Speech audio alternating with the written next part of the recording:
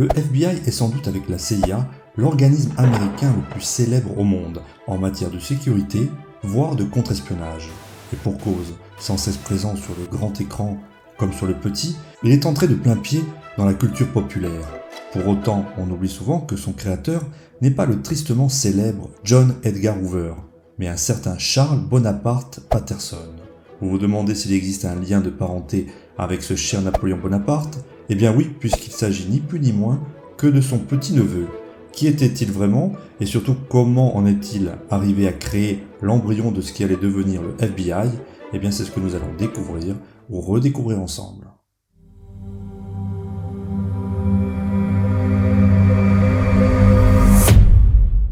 Tout commence lorsque Jérôme, le plus jeune de la fratrie Bonaparte, débarque à New York en 1803. Bien qu'il soit mandaté par Napoléon pour une mission aux Antilles, cela ne l'empêche pas de tomber éperdument amoureux de la fille d'un riche homme d'affaires du Maryland, une certaine Elizabeth Patterson. La belle américaine, que l'on surnomme volontiers Betsy, fait à ce point chavirer le cœur de ce cher Jérôme qu'il décide de l'épouser, allant même jusqu'à abandonner son commandement en Martinique. De cette union naît en 1805 un fils, Jérôme Napoléon Bonaparte. Fou de rage, le futur empereur des Français fait casser ce mariage, obligeant son jeune frère à abandonner son épouse et à se remarier avec une princesse allemande. Une union qui pourtant n'a pas été officiellement annulée. Pour cela, il faudra attendre une dizaine d'années pour qu'une loi spéciale de l'Assemblée du Maryland prononce enfin le divorce.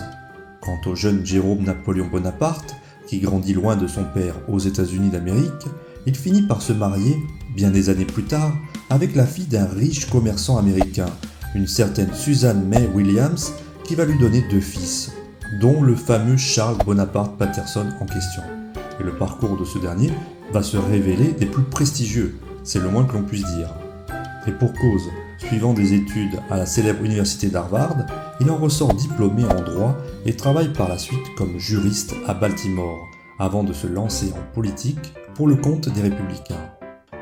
Remarqué par Theodore Roosevelt, ce dernier le nomme même en 1905 secrétaire à la marine, avant qu'il n'obtienne dès l'année suivante le poste éminent de procureur général des États-Unis, soit l'équivalent de ministre de la Justice. L'une de ses principales missions est alors de mener sur l'ensemble des États-Unis une série d'enquêtes visant à lutter contre le crime organisé ou bien tout manquement à la loi antitrust. Cependant, Bonaparte se retrouve rapidement confronté au problème épineux du manque d'effectifs. Ayant tenté de recruter des enquêteurs du ministère du Trésor public, ainsi que des membres des services secrets, il reçoit cependant l'interdiction formelle du Congrès d'employer des agents issus d'autres ministères. Ne manquant ni de ressources ni d'imagination, en digne héritier de son grand-oncle Napoléon, il finit par obtenir le 26 juillet 1908 l'autorisation d'embaucher ses propres enquêteurs au sein d'un service créé tout spécialement, le BOI. BOI pour Bureau of Investigation. Pour l'anecdote, le terme bureau, mot d'origine française et inexistant en anglais, a été choisi spécialement par Charles Bonaparte en hommage à ses origines françaises. Ne perdant pas de temps, il recrute ainsi ses 25 premiers agents spéciaux, les futurs J-Men, ces fameux hommes du gouvernement dont les séries TV raffolent de nos jours. L'une de leurs premières missions sera la lutte contre les réseaux de proxénétisme, dans le cadre de l'application du Mann Act, une loi fédérale qui interdit le trafic de femmes blanches entre les États. Un autre rôle qui leur est attribué est celui de la lutte contre la corruption et contre les voleurs de terre, qui dans l'Ouest américain se sont appropriés, avec la complicité de membres du Congrès et de fonctionnaires, des dizaines de milliers d'hectares appartenant à l'État. En 1935, le BOI sera rebaptisé FBI pour Federal Bureau of Investigation. On doit ce changement de nom au nouveau directeur du BOI, en place depuis 1924, le très controversé John Edgar Hoover. Ce qui n'empêchera pas ce dernier de tenir d'une main de fer le FBI jusqu'à sa mort en 1972, soit pendant près de 48 ans.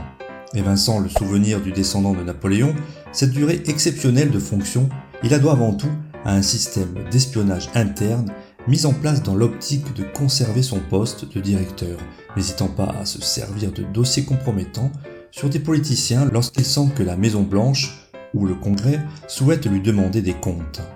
Mais ceci est une autre histoire qui sera contée une autre fois.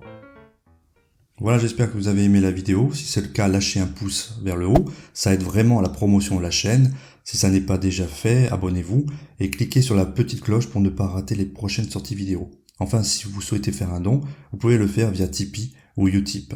Merci par avance et à bientôt sur Hérodoc, la chaîne Histoire.